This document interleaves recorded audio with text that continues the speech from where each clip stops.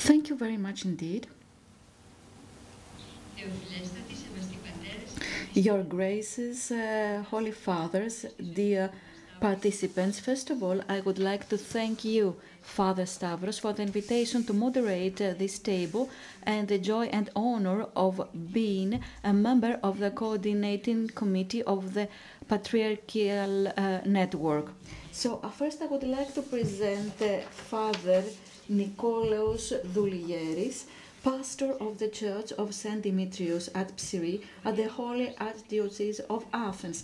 This is something you know, but he is also an electrical engineer. So, part of his pastoral ministry is to organize groups with youth groups, and he's going to talk to us about this experience. Thanks to technology, we will be able to listen to the concerns, the problems, and the vision of young people in the modern world. With us today are Kallia Papadouli, occupational therapist from Athens, Greece. Constance Poplos, a student of medicine at the University of Tennessee Health Science Center of the United States of America. Nathan Christopher Politis, who is a student of law and economics at the University of Technology in Sydney, Australia. And last but not least, Sofronia Samoutis, also a student at the Medicine School of London from Cyprus. Father Nikolaos, you have the floor. When one has to give a paper at a conference the day before the last, you run a very serious risk. The risk of saying things that have already been said previously, in fact, in a better way. So this is my position now, especially after the morning session and the paper by Father Antonios and the comments of the other fathers. Of course, this is only logical because we have been working hand in hand with Father Antonios in our effort to meet with young people. So it's only logical to have a common approach. Actually, Father Stavros told me something in the morning about a sermon and the Sunday sermon, because we tend to talk about the same topics all the time. And he said, you know, that if your sermon is very good, when do you have to do it again? Next Sunday, because this is the way to help people discover more meaning. Of course, this is not from one Sunday to next, it's from morning to afternoon. I would like to thank Mr. Stavros for this, but mainly for the honor to invite me to be a speaker in this wonderful conference together with young people. So we're going to engage in a dialogue with young people living in various places of our planet. And they live in a rapidly changing world with new challenges and opportunities. In this world, faith and reference to God is becoming less and less a priority. I don't want to talk about my experiences only. So I invited young people, the young people I meet regularly, to talk with. I raised this issue and I talked to them about my thoughts, and the first question before the real debate actually indicated what reality is. A young girl who was always in church, she said, "Why are you going to discuss about this? Do you want to do something about it? Are you really interested? So is there hope?" So after what we've heard in the previous sessions, okay, you can give your own answer personally to this question. First, I don't want to be misunderstood. Okay, there was no irony in the words of this young girl. Indeed, there was this expectation, a hope. I had a wonderful discussion of these young people, and actually you are going to hear their own thoughts. Then there was another essential question. in my eyes. Are we addressing the young people or are we addressing ourselves in this session? So mainly this is a discussion for us who are older and participate in this conference: bishops, priests, laymen, educators, doctors, parents, because we have this double responsibility in the sense of power, that is that we have the possibility to do something, and on the other hand we have this is something we owe, this is something we have to do. We need to show a vision of life to the young, which includes the message of the gospel, without, of course, asking them to denounce the world and their human dimension. So we have to stand in front of a mirror and answer about our own vision. So on the basis of these thoughts, I wrote some questions. I sent them to these young people who are going to be our interlocutors now, and I'm waiting for their views, more penetrating and fresh, because they do not have the obstacles of our own past, and we see people from across the world, not just from Greece. So I'm certain that this debate could become an occasion for self-criticism. Unfortunately, we do not take full advantage of this possibility because we are trapped in our authority, self-complacency, but you know, this sometimes goes hand in hand with flippancy, and sometimes we are not willing to do what it takes to reach change and self-knowledge. So I hope that there is going to be a dialogue. Now, they're not going to answer all the questions one by one, but they are just going to tell us a couple of words about these questions. So how do you see your position in the modern world, and is there place for religiosity? Is there a specific institution such as the church in this world? Could we have a commitment in this era the way it was in the past? How do you imagine your relations as times go by, and the commitment of relations? So we have to do with love relations, family, marriage, and various forms as have been developed in our times. And for you who have a relation with faith, what can church offer you? What is the equipment that's necessary for you in life? And what are the parts of this constitution that do not go hand in hand with the reality of this world and could be changed? Finally, how do you feel as Christians in the public sphere, in the university, at the workplace, in the relation with your friends who are not faithful, but also vis-à-vis the various other understandings, other ways of seeing the world that prevail in the public and private spheres? What are the elements of the modern culture which could be taken over by the church and be refreshed? And how could the church be critical vis-à-vis some of these elements? So before hearing these young kids, or rather these young adults, I would like to say a couple of words about my thoughts from the viewpoint of a priest that comes into contact with youth today. So I have to say that, there was no previous discussion with these people for the preview about these questions. So whatever I say is based on my experience with young people that grew up in a religious environment, those that came to us later, or those that come to us on a case-by-case basis because they were inspired by a friend. And usually this happens because frustration, pain, or guilt vis-à-vis a personal impulse having to do with health, mental or physical. And usually they come to us when there are emotional difficulties in their relations.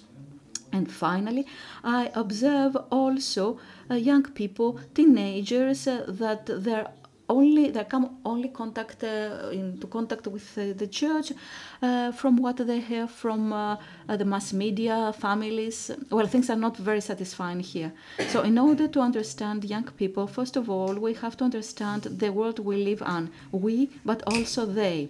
And I say mainly they, because if for us this world is a continuation of a previous world experienced by us all more or less, that is, we do have some thoughts about this world, and these thoughts have left an imprint on this world. But for them, this new world is the only world they know. So if we want to meet them and communicate with them, we have to live in the same place at the same time.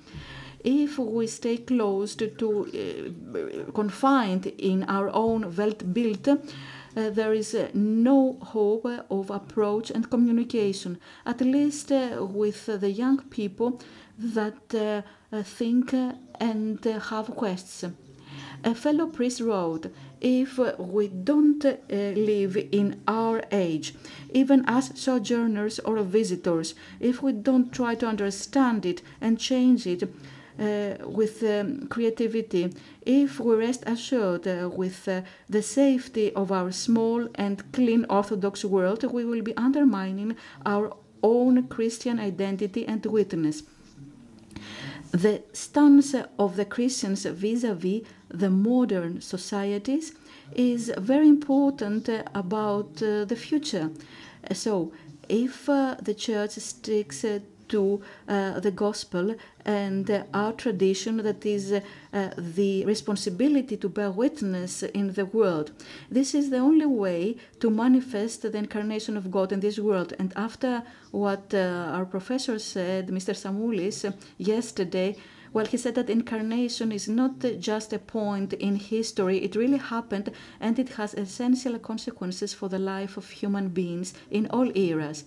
So for this to happen, first of all, this valuable tradition is not construed as maintaining dust. We need to pass along the fire.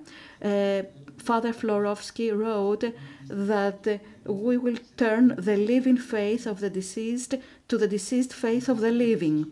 So, the message of the Gospels that reaches their ears in the church or on the internet, or because of the presence of the church in the public sphere, should not be confined in a magical religiosity fed on a version of this monastic ideal for the urban citizens, or as a total collection of miracles which create the illusion of safety. On the other hand, we cannot have long rituals in the form of another era, rituals that are non-participatory, something young people cannot understand, and we cannot use wooden language, phobic sometimes, ethnocentric, sometimes intolerant, going against science, without the readiness for dialogue and always talking about what is prohibited because it is a sin, without offering a vital proposal for life. If the only thing we give to the young is a vision as to avoid sin, and at this point, allow me to say that we usually mean sexual sins. We're very tolerant in other types of sins, sometimes to the detriment of their very living, will achieve meager results. And in this way, we will not be able to inspire them with another vision going beyond individual survival, and it will open up to the others and life, creating an essential relation with God, leading to joy and Eucharist. The young people will be able to embrace the vision of the kingdom of God in this life, and not only in the last things. That is the way of the God, the condition of love, which abolishes all internal discords and leads to peace, joy, justice, internal freedom. It will touch upon their whole existence, turning them from people based on instinct and needs to people based on love. Today's postmodern culture is very problematic, but of course there are virtues as well. Equality, social justice, accepting difference, the position of women, open dialogue, care for minorities and those in need, the immigrants. All these and many other elements are elements that have their roots in the gospel, in the Bible. And it's not by chance that they were developed in the Christian societies. And this is the culture our children live in. And they are going to live in this culture. They cannot live outside this culture. Nevertheless, we give away these parts of culture to the outer world. Why not promote them as parts of the meaning of the Christian faith, thus indicating the beauty and the greatness of Christian life? Of course, as in all cultures, in modern culture we have elements that enrich and upgrade the lives of human beings, but there are other elements that are malfunctioning. So this could be our opportunity to minister in the modern world, giving answers to existential needs that have been covered under the shadow, either because there is this lack of meaning and everything is deemed relative. Then we could have hedonism, consumerism, and insecurity about the future. The greatest agony of the modern people come from their effort to identify themselves in this chaotic world. There are many disruptive forces, external but mainly in their souls. As church, we could offer them the stable, permanent, constant values of the Bible, which could help them in their quest for truth. Modern people, especially young people, prioritize experience vis-a-vis thinking. They are trying to find a way to express themselves through experience and enjoyment. They defy all forms of control. They even do not accept God's commandments. They want to know why they have to do something, and they will only do it if it has a meaning. Sexuality is very important for their lives. They find it very difficult to commit in their relations, but also within a specific community that calls for presence. The meaning, values, relation with God, communities in the past were defined and given by society. This is no longer the case.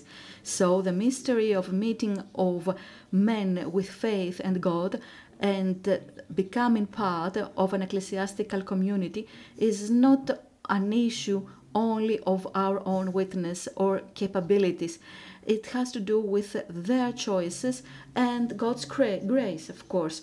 All human beings are responsible. They have to seek and choose. Modern young people, however, have to do a lot to discover all these things. We have to assist them, we have to accept them, we have to indicate that we care about them, to help in this meeting, or at least we shouldn't become an obstacle.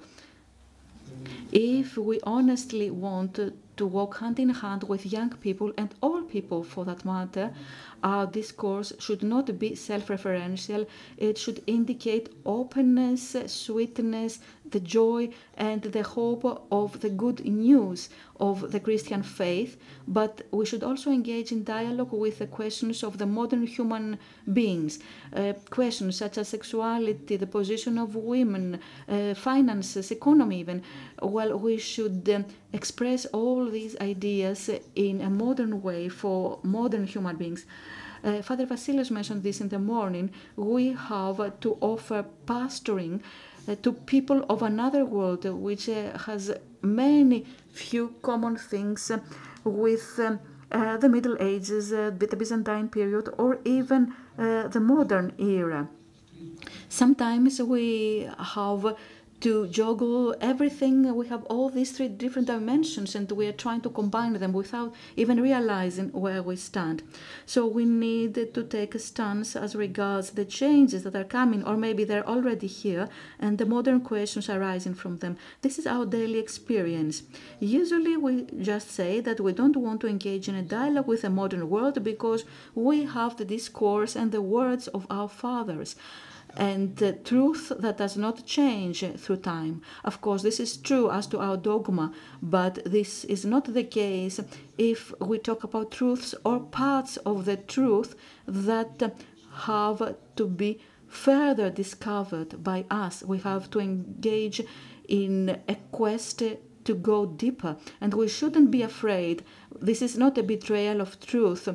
Truth calls upon us to reinvent it all the time. Now, in the past, in the patristic tradition, we cannot find all answers to all questions. Some of these questions did not exist in the past. So we honor our fathers when we are inspired by their thought and their instance, and we shouldn't just copy-paste their thoughts, and we shouldn't use them as an alibi to deny reality, and when we don't want to make the necessary effort to understand and transfigure the truth.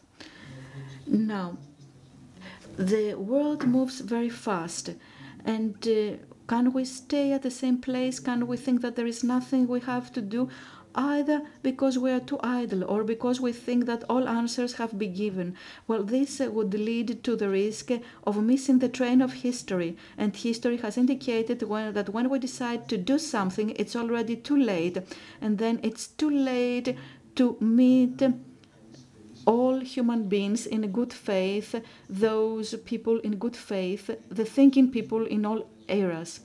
The young that come to us try to find a raison d'être, a meaning, a direction in life in a very relative world. And indeed, sometimes we see that this could border to hubris. At the same time, it's very difficult for them to manage their sexuality, to find a partner. Sometimes they have problems in their professional lives or in their relation with their family, their friends, and their environment. So it would be good for us to stay there, to stand by them, understanding the burden they have, their anxiety. We should show our care and embrace their questions, loving all human beings. We should care about their fears. Instead of offering them recipes of morality, let's help them in their course in life initially, and then in church if they opt for it. Let's become what we were called upon to be, the leaven for all the flour in the world, the light in the darkness coming to people when they go away from God. Thank you.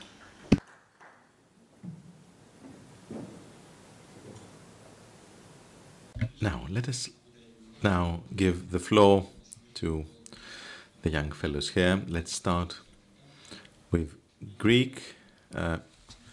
Kallia goes first. We are all ears. Goes first. We are all ears. First, well, I have feedback. I can hear my voice. No, it stopped. No, I can still hear my voice. Για δοκίμασε πάλι. Μ' ακούτε? Εντάξει, καλύτερα. Ωραία. It's better, I think. I'm very happy. I'm among you. It is the first time. I'm sorry, apologies. I have this horrible feedback. Για δοκίμασε τώρα. Μ' ακούτε? Ωραία. So, let me carry on. Thank you very much on behalf of all four of us. I really look forward to have our voices heard by priests. And I hope that we four deserve this opportunity to represent our generation. Well, youth and the church. Let me first explain how I became part of the church. This whole story starts very recently, only 4 to 5 years ago. I grew up in a Christian family, for one. However, the relations were the typical relation that a family has with the church, Christmas, Easter, and so on. My mother as a practicing Christian on Sundays, which I didn't do.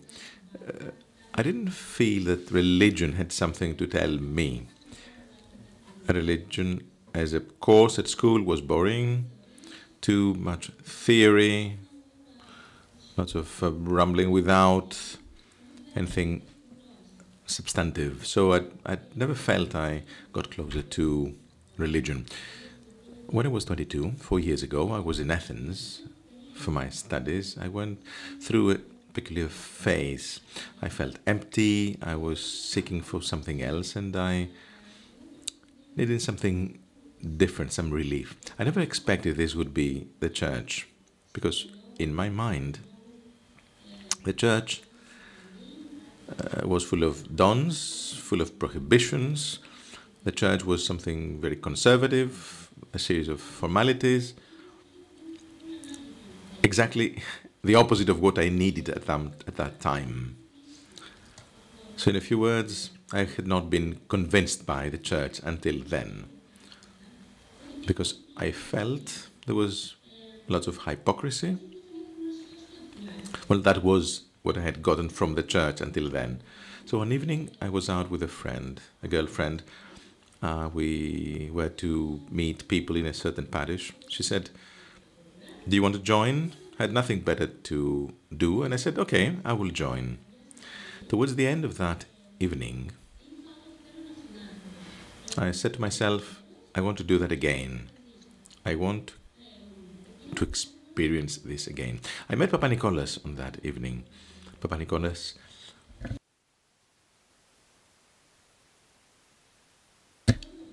is my spiritual father, and he still is my spiritual father. He inspired me, I must say. He's a modern priest.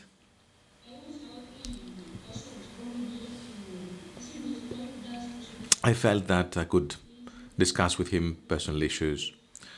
I also felt I could talk to other people, and Father Nikolaos could understand me, could accept me with my pros and cons without judging me.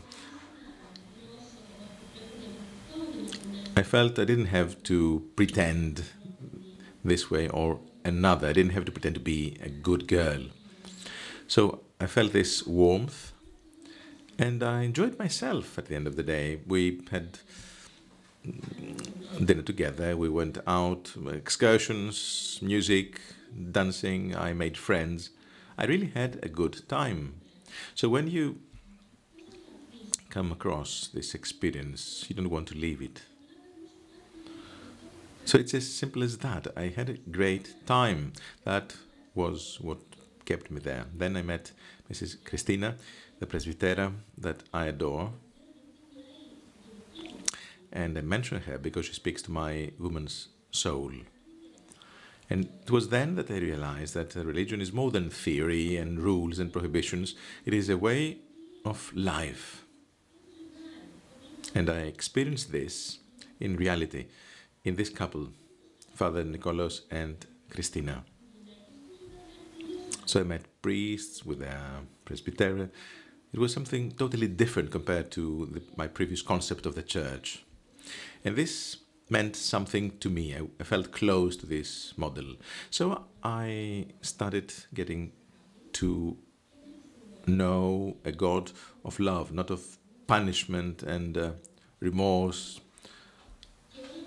and prohibitions. And I'm saying all this because a young person like me, who wasn't, is not aware of God. I will explain what I mean. I was not related. I had no relation with God. So a young person like me, to come closer to church, needs to build a relation with a representative of the church, a spiritual father who will speak to your heart, with people around, with the milieu with which you feel, yes, I can identify myself. And after this first step, and I'm talking out of experience, this is my experience, after this first step, then you can come closer to God and take the next steps. Then you're ready to listen to and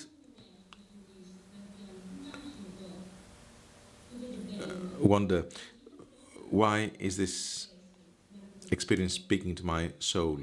But as I said, you start with a relationship with a spiritual father, and then you take the next steps. So faith, yes, does have a place in the soul of the youth. We are full of frustrations, insecurities, stress, experiencing modern reality. This is true. So for me, religion is a source of energy, of encouragement. It's light. It's a meaning. It's the meaning of life. If you come closer to this reality, you never leave it aside. I experience the love of God. I can cope with difficulties because I see a different meaning in my life. For example, this year I was in a village of Argolida in Greece, in a school. I had freaked out during the first weeks, but even in this peculiar experience, I saw the grace of God. So when it comes to professional issues, financial issues, there's so many uncertainties, you know. It's so difficult to find a balance in your life. Last year I was in Athens, now I'm in a different place. So faith is a foundation now in my life. But as I said earlier, I have experienced quite the opposite, and I understand the incredulity of young people. There are many things that make religion unfit for many young people: homophobia, conservatism, the position of women in church, how the church deals with sexual issues, with sexuality. As Father said, there's too much guilt about that. Many people wonder, if I go to my spiritual father and asks me, oh, it's sin if you had sexual relations before marriage, how would you ever come closer to the church if you are faced with these conservative views? These views are still around in church, right? I talk with people who belong to the church, and I know that the conservatism exists. The punishing approach does exist. So these are very repulsive for youth. Fortunately, there's a number of priests who are on the other side and who represent the opposite. And this is the hope I see. There is hope. If this changes in church, because these are very solidly built in the church, so if these elements go away, then young people will come closer to the church. And this is exactly my experience.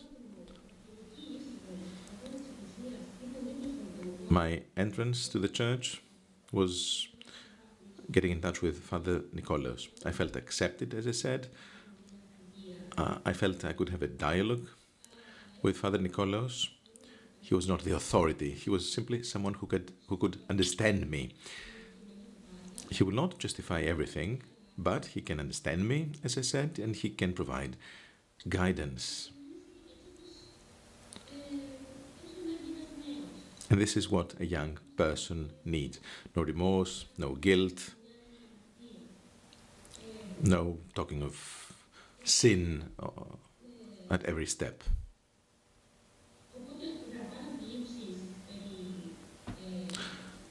So all these views, the conservative views, are not for me, okay? I believe Christ would never adopt such views. So I really wonder why these conservative views are still there among the church that are so repulsive for the youth. And I think that had it not been for Father Nikolaos, had I never taken part in that congregation on that evening,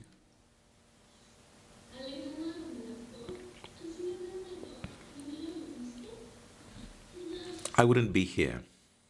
I wouldn't be here today speaking of the church and Christ. Thank you.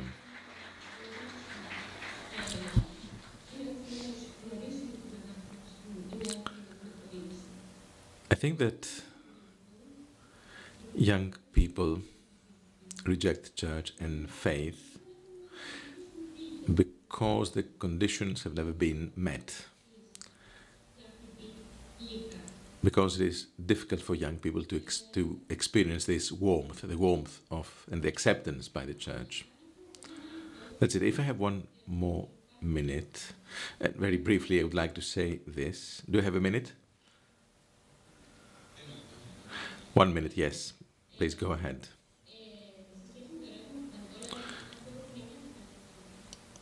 On the question concerning commitment, I still have this feedback.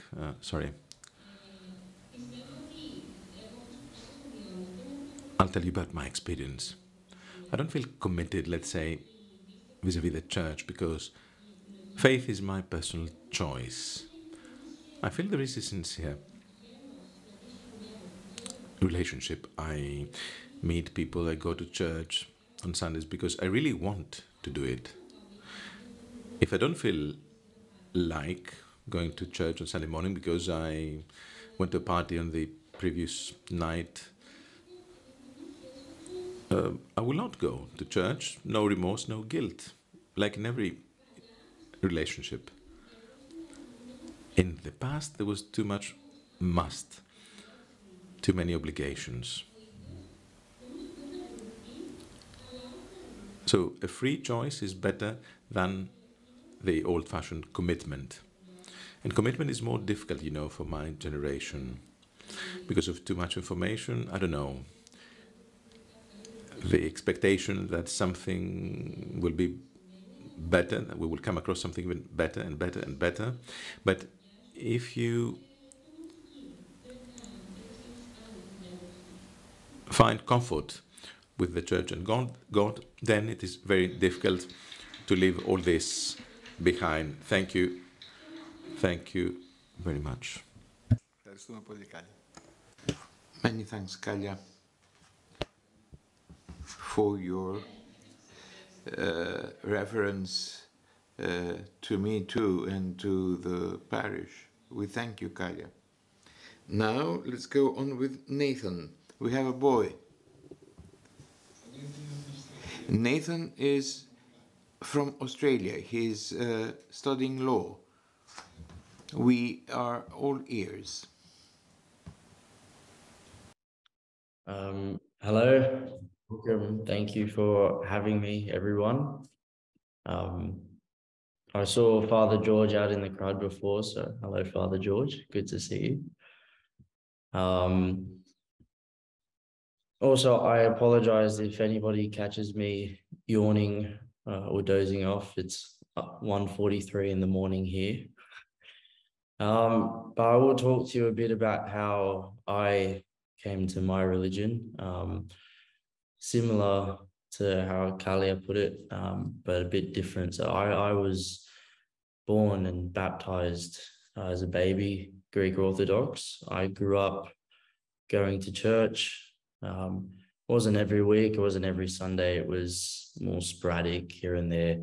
We went to big occasions, Christmas, Easter, holy days throughout the year, but it wasn't every Sunday. I've got 3 siblings, an older brother and sister, and a younger brother. My parents enrolled us in Greek school when we were kids, and we did that until about grade 6. That's when we graduated. And when we were at Greek school, we were taught by Father George and by other teachers. Sorry, Father, was that for me? Do I have clear sound? No. I'm good? Thank you. Yeah, so we were taught by Father George and by other teachers about our religion. We were taught the language, the history, teachings of the church. And after grade 6, when we finished, it's very common practice in Australia for children to either go to public schools, private schools, or Catholic schools, given that Australia was colonized by the British. There was a Christian school nearby, Catholic school.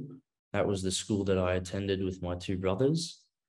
And going there, we were not forced, but we did have to attend masses and ceremonies that were Catholic. And in that, I felt a bit disconnected to my religion when I was doing that, because yes, I felt good that I was learning about another religion, but my education in our religion stopped. So I used to skip some of my math classes when I was in year 10 and year 11, and I used to go and talk with the priest that they had who lived and worked on campus. And we just used to chat, and he used to do a lot of research into Orthodoxy. He even gave me some books about Orthodoxy and used to educate me more. After I graduated high school, I was 18 at the time. I thought I need to be closer to God. I need to experience my faith more for myself. So I joined the youth group, the Build youth group. It's the church youth group. I've been there for about 2 years now. It's once a month. There's absolutely no commitment involved, and it's allowed me, and not just me, but other youth that live in our area that also, like me, went to church as a kid, and people who didn't go to church as a kid, to experience our faith and our religion firsthand, and experience those teachings more firsthand, but not just as children, but as young adults. And being young adults, it allows us to have a bit more of an in-depth conversation, especially when Father George is there, about our teachings and our learnings. Helps us come closer to God. I know that the mentioning of youth having trouble with their sexuality has come up quite a few times tonight, or today, for over there. I actually think it's very important to mention, but at the same time, I don't think that it's anything new, that youth struggling with their sexuality and their experiences is anything that's new or of substance there. There's definitely a lot to debunk, and I can talk about how it is like in terms of sexuality over here in Australia, and especially at universities and in high schools, where sort of the secular framework has taken over from the religious framework. It's not as conservative in schools anymore. So youth are more exposed to an extremely diverse range of sexuality teachings and ideologies of the like. In terms of New South Wales, which is the state that I'm in, the laws around sexuality have been extremely conservative because they were based on religion, Christian religion. And I can give you an example of that in terms of homosexuality. That was only decriminalized in New South Wales in 1984, which means up until then, youth struggled with their identification in terms of sexuality, but it was criminalized and it was less spoken about because of the fear of being outed. Whereas today, there is no fear of being outed. So there's more exposure in that regard. In fact, in moving further away from religion and more towards a secular framework in Australia, it wasn't until only maybe half a decade ago, 2017, in December, where gay marriage was legalized. Of course, the church was under no pressure to adopt gay marriage, but within the law, within economic doctrine, it was legalized, it was allowed. And so I think that the intersection between religiosity and sexuality is something that could be very much better addressed within the church today. I have heard talkings from priests that have come from other suburbs, from a bit further away into our parish, to talk about youth who struggle with their sexuality. And I feel like the talkings and the priests coming to us and telling us about certain instances where youth come up to him and talk to him about that, it all sounds very condemning. Sounds like, you know, the youth shouldn't open up about issues that they might have out of fear of condemnation, which is something that I feel can be better addressed within the church. I feel like it's an area that we could work on, because society, for a lot of the priests that we have today, has changed significantly compared to what they had when they were growing up. And so I think that modern priests like Father George, modern priests like, but the priest that Kallia was talking about, is extremely important to have in terms of connecting with the youth. I had one other thing to say in regard to something that I think, especially in Australia, with talking with my friends and my family, something that I feel the church could promote in a more significant way is, excuse me.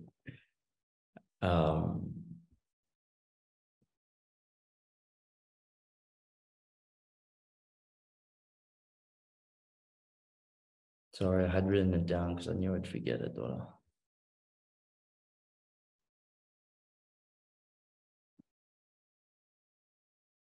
Confession. I forgot the word. I think confession is extremely important in our religion. The notion that we are born with original sin, and then we are baptized, a lot of us baptized at birth, and that sin is washed from our skin and our soul. And I feel like once that is washed, we do sin again. We all sin again. And I don't feel like confession is something that's spoken about and promoted very much towards our youth. And I feel like it's important because confession is a way of releasing the soul from any burden it may carry. I don't know if I went over time or under time, but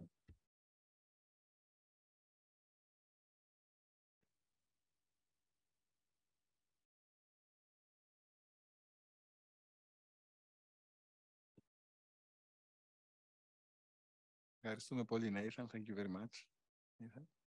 So let's go on to Constance from USA.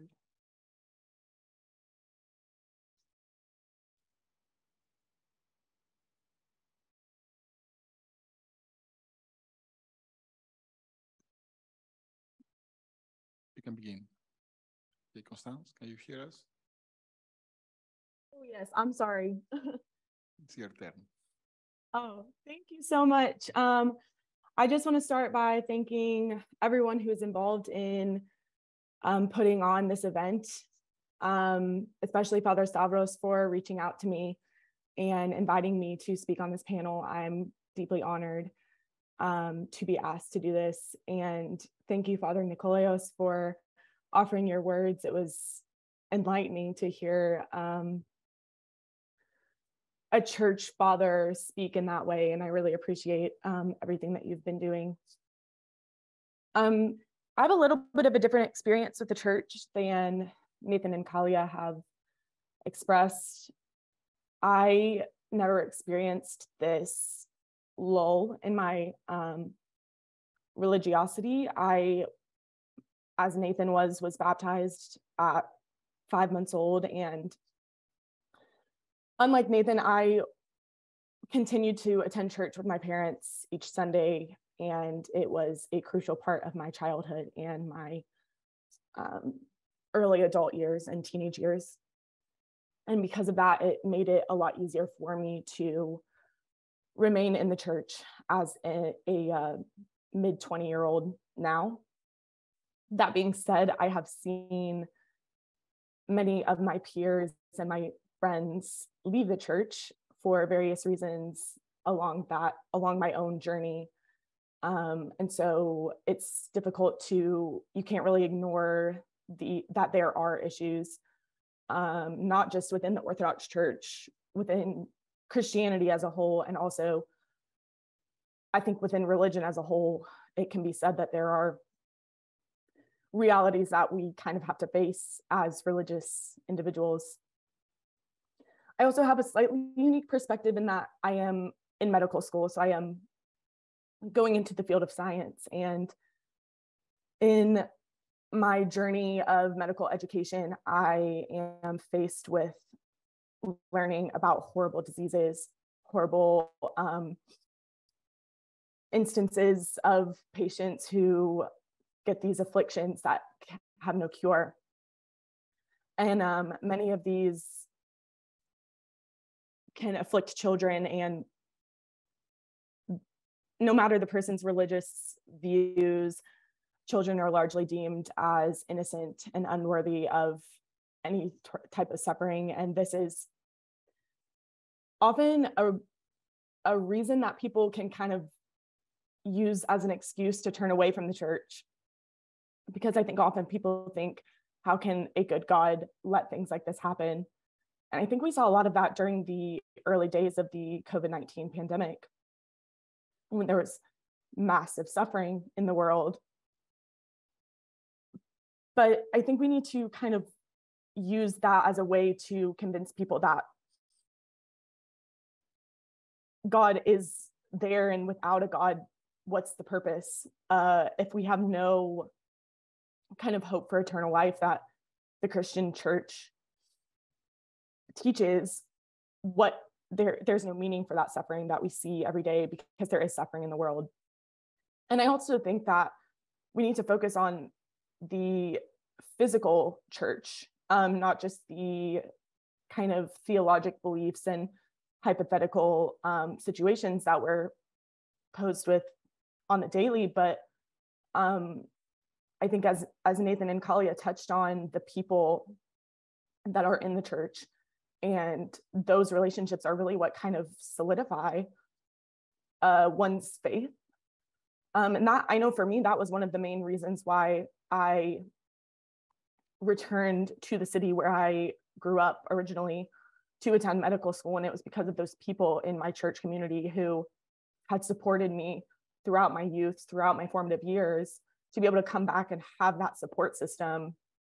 You can't really replicate that outside of a physical church. And I know there's this kind of wave of, I'm spiritual, but I'm not religious. And people kind of use that as an excuse to avoid those physical church services, to say, oh, I believe in some higher power, but I don't believe in the church. But I think what makes, quote, the church is the people who are in that church. And I think that point needs to be kind of focused on for the youth, because my generation and those below me, we are very kind of adamant about loving people and vocal about those relationships that we surround ourselves with and how they can affect our own happiness and well-being. And just kind of using that point of the physical church and using these stories that Kallia and Nathan have shared with us, how they were able to return to the church just purely because of the kindness that they were shown and the acceptance. Even with that, though, it's not a secret that church is time consuming. In order to really kind of reap the benefits, just a single Sunday church service will take up an entire Sunday morning, and that's not even counting, weeks in the year where there's major feast days, where there's extra services that you can attend. And as a medical student, to ask someone to, sacrifice a couple of hours of study time that are valuable and necessary to learn all of the information that we are given, it can be a difficult thing to expect people to do. And that's, it's something that the church can't change necessarily, but I think if you have those kind of founding relationships, it's easier to ask people to sacrifice that time that they hold so valuable and that they could be giving to other parts of their daily lives. I also think in America, in the United States, we have a kind of challenging role in Christianity itself as the Orthodox Church, because I live in a region of America that's colloquially deemed the Bible Belt, because there are numerous churches on every major corner, and these are churches that are very strictly adherent to the Bible and what the Bible teaches. These churches are largely unaccepting of anyone who sways from what they have deemed the Bible as saying. And I personally have seen numerous friends be hurt on an individual basis by these churches. And I think this gets back to the point of the Orthodox Church comes from a kind of step below other people, in that we are a smaller number of people. In America, we are largely unknown. Many people think that I'm Catholic just because they don't understand the difference between the two religions. And I think this is a point that we can, as a church, differentiate ourselves from Catholic churches and from these other more oppressive Christian faiths, in that the church as a whole is largely neutral on many political issues. I know I went to a Catholic Jesuit university, and so I learned many Catholic teachings as a result of that. And some of the language that is used for Catholic parishioners is quite restrictive.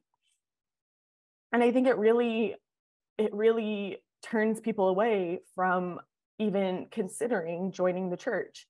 And since in America, the Orthodox Church is kind of lumped together with Catholicism, we kind of also get that label as being oppressive. Even though if you begin to look into the teachings of the church, throughout history, it's largely been fairly neutral in those political and social issues that the Catholic Church and other Christian churches kind of are very vocal about. And this is something I think that gets them into a lot of hot water. And in the previous years, kind of the mirror was turned on the American social justice system, and many young American citizens were beginning to see kind of the holes in the justice system and how America itself needs to progress. And in that time, I think it could have been very easy for the Orthodox Church to remain silent, remain neutral. But we had many hometown priests and even our Archbishop Elpidiophoros who spoke out against these injustices.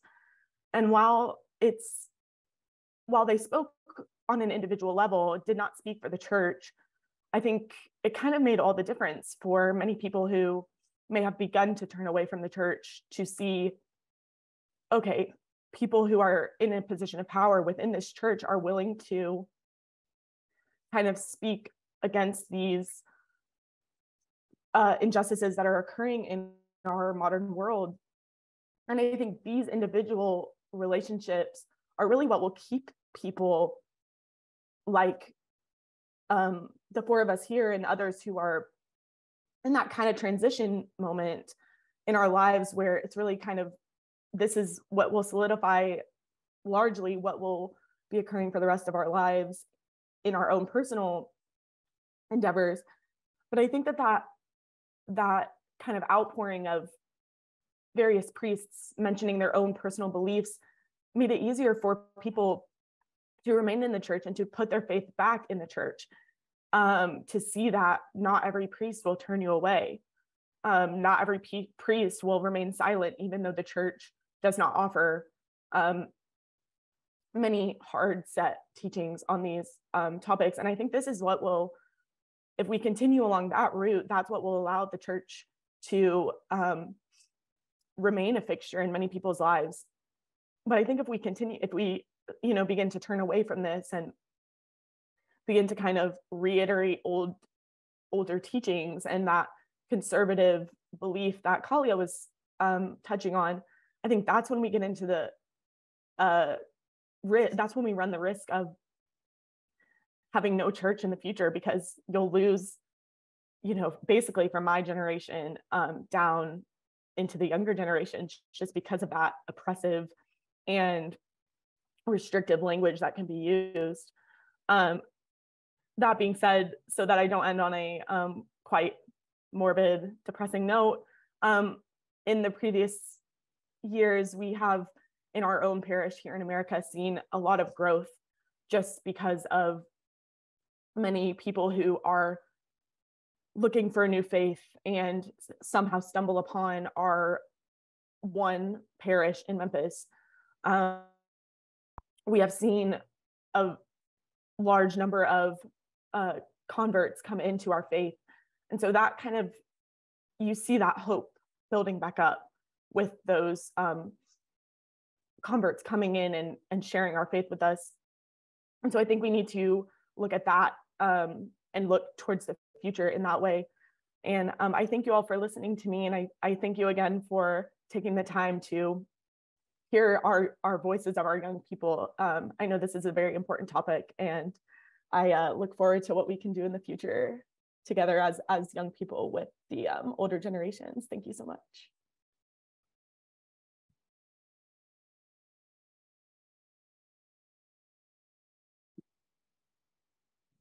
Thank you very much.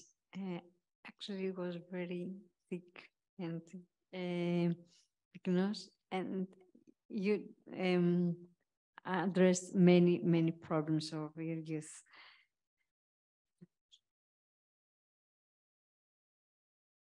Now,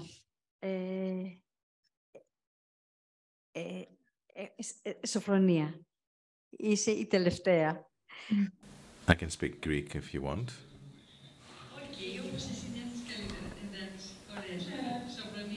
Sofronia, we can hear you. Yes, you can speak in Greek.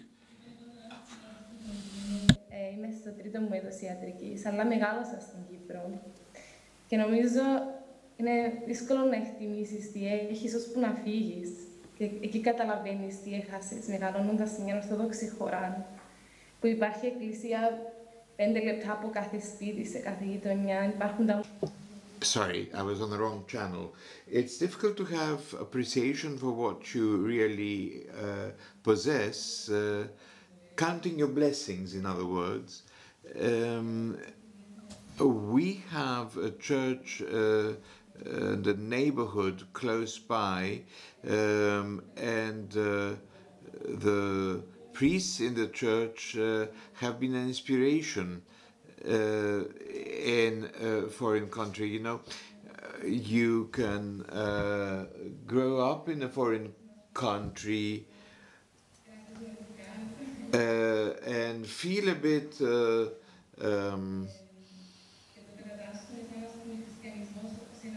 not really attached to things, because you don't have the kind of links to one's surroundings.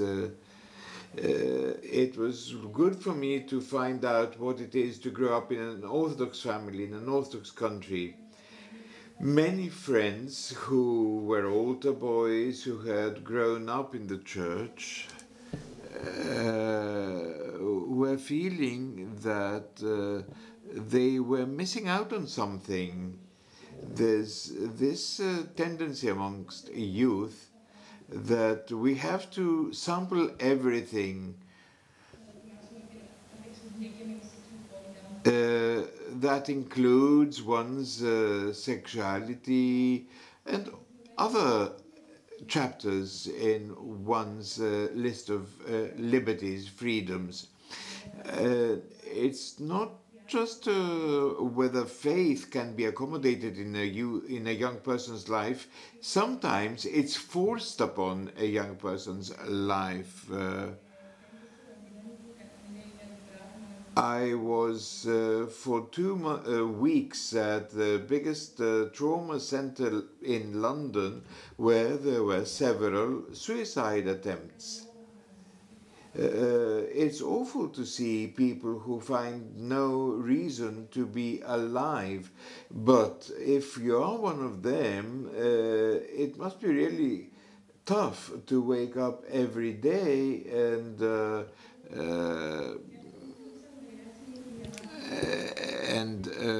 find a reason to be alive. One such thing could be the love of Christ and love for Christ. We in Orthodoxy know that you need to find someone to inspire you. We constitute the body of the church. It's not a question of being threatened with hell for this or that little lapse. Christ is not about that. We need to find our way to point to Christ and help friends when you see them suffering in the church because of such attitudes. It's difficult to remove Christ from your life, though, once you've learned to focus your life on Christ. And that is true of all areas of endeavor. In medicine, for instance, you may have a checklist that you go through, just like you use in triage for prioritizing cases on arrival at, say, the emergency ward. A young person who has attempted suicide may be suffering from enormous wounds in his soul, and that is so difficult. I felt the blessing of enjoying support. Now, I in Cyprus attended summer camps for many a year, and I had not just friends but siblings in Christ, literally brothers, sisters in Christ. It's so wonderful to have friends to inspire you. And another important thing is family. I see often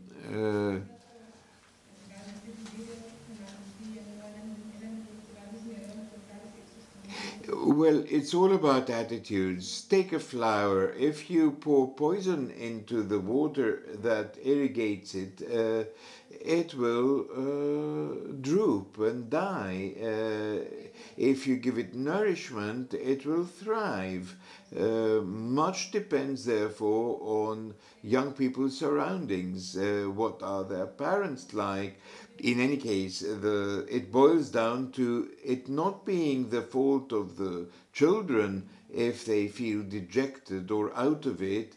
It can be very much a question of surroundings that fail to give support.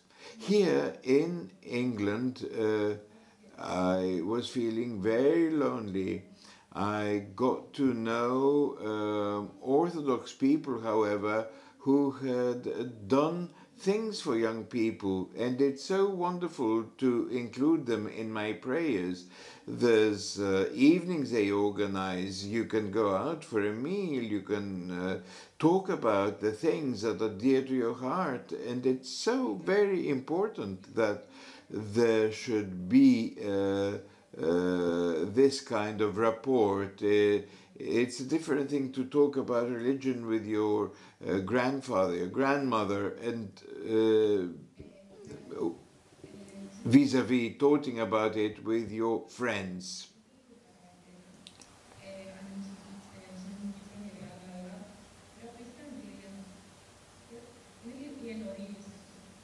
Now, there's parishes here in London consisting of Cypriot Greeks, but it's not everybody that's Cypriot.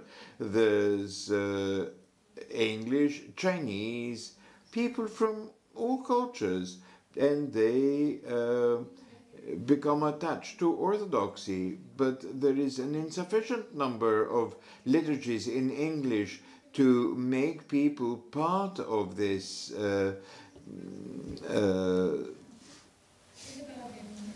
world. The liturgy, of course, is in an ancient kind of Greek, difficult to fathom, though there is a translation in English. And it's not a question of whether you have an English passport or a Greek passport or whatever. It's a question of ecumenicity, of opening your embrace to all the world. There was this liturgy in English, and there was this Cypriot who left a letter asking for the liturgy to be celebrated in Greek. That's what he said, Greek, please. And the other thing is the confessions that are so important. The sacraments of the Church should emerge from a life of worship in all their glory, because that makes it possible for you to make a new beginning, fully new. Such a struggle, and so worthy all the same. It's a kind of rebirth. The despair you find among some youth who fall into depression, perhaps on account of lapses, errors they have been guilty of. Well, this is wonderful, and you can find them flourishing in the Church. It's just a question of having a bit of hope to grasp and hold on to. It's a question, therefore, of our Church turning this face of orthodoxy, love, contrition and repentance, and turning it to young people. That's the way to win over young people. That's the way.